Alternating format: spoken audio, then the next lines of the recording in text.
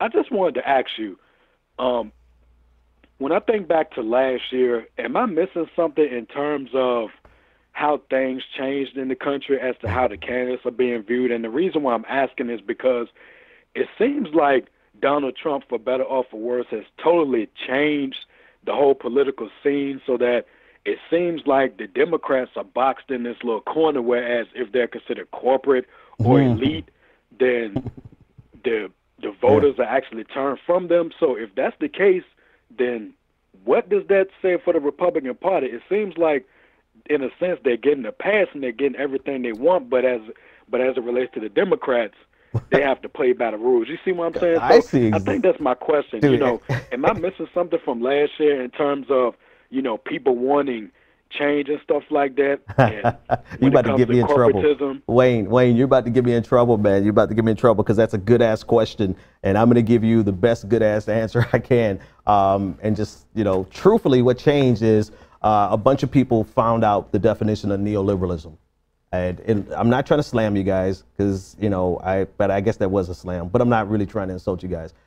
There was the wool was pulled over. I'm going to answer it two ways, right? I'm going to answer it as a progressive who points out the neoliberalism and the corporatism first. And then I'm going to tell you why I disagree with even me calling it out at this point. The wool was pulled over the eyes of many Americans, Democrats, left-leaning Democrats, for a very long time. There has been 100%, there's been a rightward shift in the Democratic Party, moving away from the populism of the late 60s and before into the corporatism that they have now.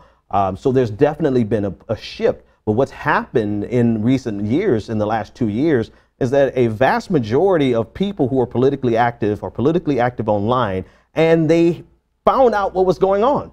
And they found out by learning what neoliberalism was. And they realized that, damn, you know, the Democratic Party, they're a neoliberal party.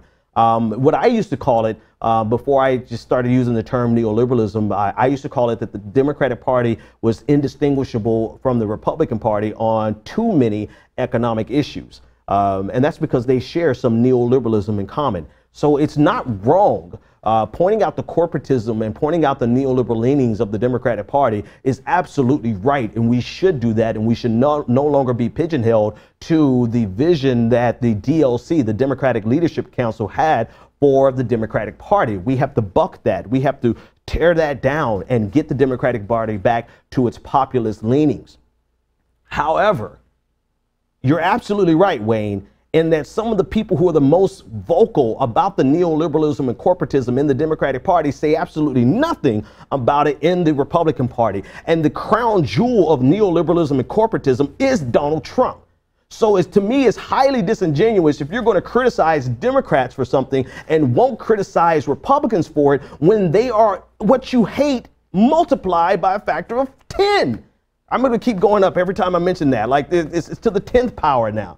Right? So if you are ticked off about the corporatism in the Republican Party, they have the reins of power right now. This is what matters. They are in power and they have the ability to change almost in a way that we will not be able to undo in our lifetime the structure of the American economic system, political system, and justice system. And they are in charge. So if you feel like the Democratic Party, who has nothing, they lost 1,000 seats in the last 8 years. They don't have maybe but 10 houses and state senates and governor seats, maybe 10. If that many. They don't have the House of Representatives, they don't have the Senate, they don't have the White House, and they damn near don't have the Supreme Court. So they are powerless. And you're focusing on, and I say we and you, whoever, we're focusing on the minutia of their corporatism. When I say minutia, not in terms of it's not important, but the fine details of their corporatism. And yet we say nothing about the corporatists who are in power, ready to reshape in a fundamental way the entire American economy.